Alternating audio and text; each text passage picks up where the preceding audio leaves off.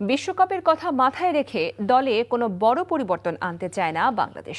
নিউজিল্যান্ডের বিপক্ষে ওয়ানডে সিরিজে দল ঘোষণায় গত সিরিজের অপরিবর্তিত স্কোয়াড ধরে রাখার ব্যাখ্যাটা এভাবেই দিলেন প্রধান নির্বাচক। তবে সিরিজের 3 ম্যাচ নয়, আপাতত প্রথম দুই ওয়ানডের জন্য দল ঘোষণা করেছে নির্বাচকরা। দেশে ফিরবেন নাহিদ রানা, মুস্তাফিজ সহ পিএসএল এ থাকা খেলোয়াড়রা। 12 এপ্রিল পর্যন্ত তাদের অনাপত্তি পত্র দিয়েছিল বিসিবি। আগামী 13 এপ্রিল ঢাকার মাটিতে পা রাখবে নিউজিল্যান্ড। প্রথম দুই ওয়ানডে অনুষ্ঠিত হবে মিরপুর শেরেবাংলা স্টেডিয়ামে, শেষ ম্যাচটি অনুষ্ঠিত হবে চট্টগ্রামে। এবার সিরিজ শুরুর আগে লম্বা সময়ের জন্য প্রস্তুতি নেওয়ার সুযোগ পেয়েছেন ক্রিকেটাররা। গত 4 এপ্রিল থেকে শেরেবাংলায় শুরু হয় ফিটনেস ও ফিল্ডিং ক্যাম্প।